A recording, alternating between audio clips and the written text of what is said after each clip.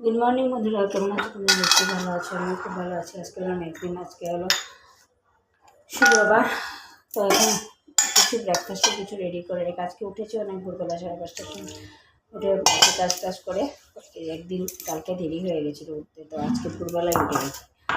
উঠে বাসি কাজ করে ব্রেকফাস্টে ভাত বানিয়ে সব রেডি করে রেখে এসেছি পুজো দিয়ে, তারপরে গিয়ে ব্রেকফাস্ট। এখন ঘড়িতে বাজে 8:50। তো স্নান টান করে এসে গেছি পুজো দিতে। তো চলো পুজোটা দিয়ে নিই, দিনে শুরু করে নিই পুজো দিয়ে, তারপরে আবার আসছি। আজকে ওয়েদারটা পুরো মেঘলা হয়ে যাচ্ছে, না রোদ উঠছে না বৃষ্টি হচ্ছে, এবং খুব গরম লাগে। ব্যবসা সব গরম লাগে, গরম লাগছে। স্নান করে এসেছি তো বহু হচ্ছে একটা প্রমোট গরম।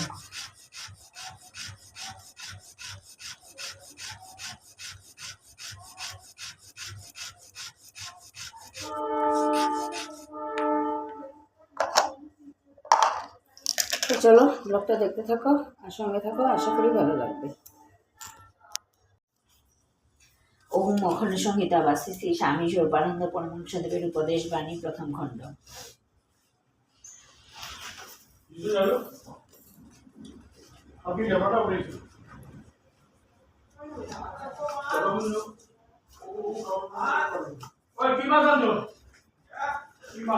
চামরী বৃত্তি সেবকের সেবা।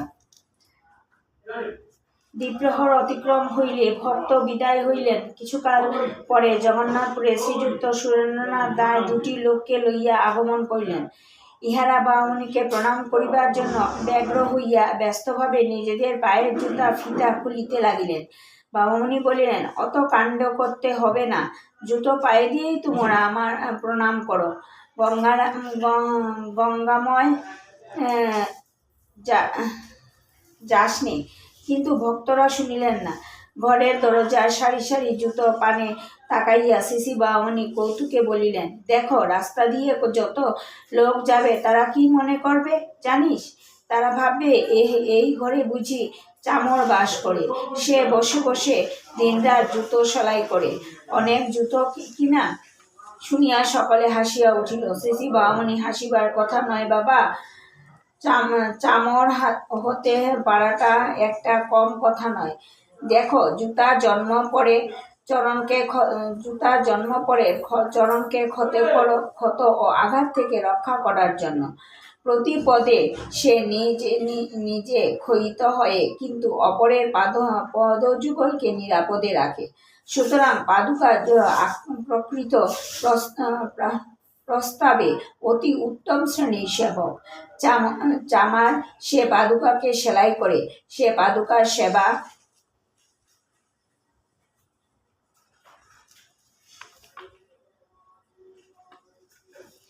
সেবা ক্ষমতাকে সে অটুট রাখার জন্য শ্রম করে। সুতরাং সে সেবকেরও সেবক। যে পরের সেবা করে তাকে সেবা করা কম ভাগ্যের কথা নয়। মহাপ্রাণ ব্যক্তিরা বিপুলা পৃথিবীর লক্ষ লক্ষ প্রাণী সেবা করেন। সাধারণ ব্যক্তিদের পক্ষে তা সম্ভবপর হয় না। কিন্তু সাধারণ ব্যক্তিরা যে অনেক ব্রহ্মপরায়ণ ব্যক্তিদের সেবা করেন, তাদের সেবার ক্ষমতা অক্ষুণ্ণ রাখার চেষ্টা করেন। তদ্বারা পরোক্ষভাবে নিখিল জগতেরই সেবা হয়।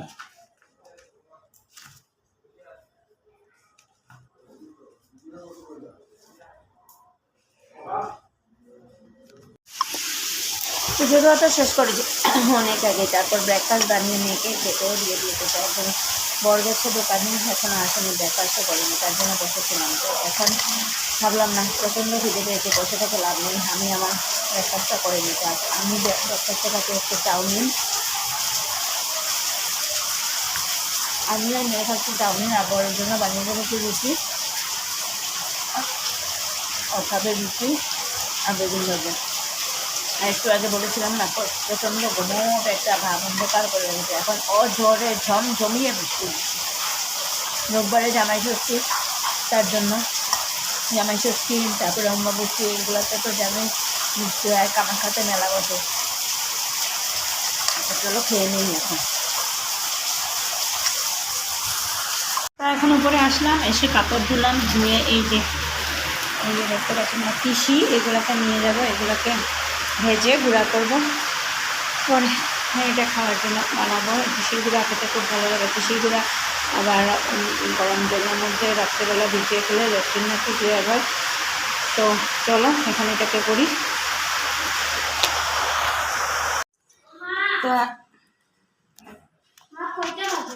তো আজকে কি রান্না করলাম দেখো, এখানে থুরের তরকারি, আলু দিয়ে থুর দিয়ে তরকারি, আর এখানে হচ্ছে বেগুন দিয়ে মাছ দিয়ে ধনেপাতা দিয়ে চচ্চড়ি, আর এখানে তো ভাত।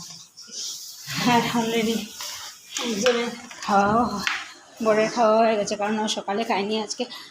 সকালে 7টার সময় গেছিলো দোকানে, আর এখন এসে ভাত খেয়ে তারপরে গেল দোকানে। তো চলো এখন একটু শুভ, তারপরে ভাত খাবো 2:30টার সময়। তো চলো দেখতে থাকো আর সঙ্গে থাকো। গুড মর্নিং বন্ধুরা, কেমন আছে? তোমরা নিশ্চয়ই ভালো আছো, আমি খুব ভালো আছি। আজকে হলো শনিবার, এখন ঘড়িতে বাজে 8:04। আমি এসে গেছি পুজো দিতে, পুজোটা দিয়ে নিই, তারপরে গিয়ে রান্না করবো। ভাবলাম সকাল সকাল স্নান যখন করে নিয়ে যেতে, সকাল সকাল পুজোটা আগে দিয়ে নিই, সবাই দিয়ে। আমি এখন উঠেছি, উঠে স্নান করে বাসি কাজ করে স্নান করে পুজো দিয়েছি। আমি উঠেছি প্রায় 6টার সময়, 10:30 থেকে মেয়ে পড়ছিল, তারপরে সেখান থেকে দিয়েছে উঠেছি। আর কালকে কোনো কালকের আর আজকে দুদিনের ব্লগ নিয়ে তোমাদের সামনে ধরবো, কারণ কালকে ব্লগটা শেষ করিনি, তাই ভাবলাম আজকে ঠাকুর পুজো দিয়ে তোমাদের সাথে কথা বলে ব্লগটা শেষ করি।